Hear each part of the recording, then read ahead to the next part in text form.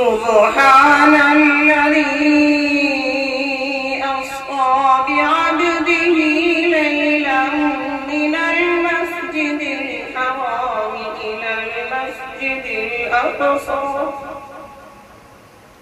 الذي باركنا حوله لنريه من آياتنا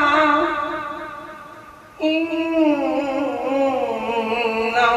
هو السميع البصير.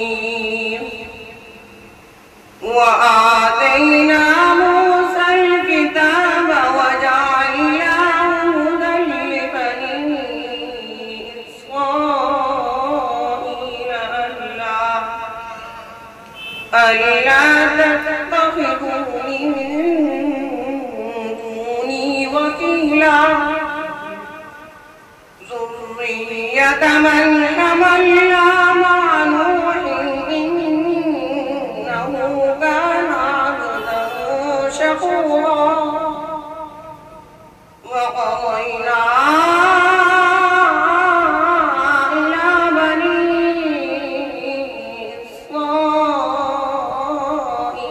في الكتاب لتفسدن في الأرض مرتين ولتعلن علوا كبيرا.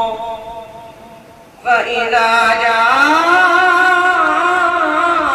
وعد أولاهما بعثنا عليكم عبادا لنا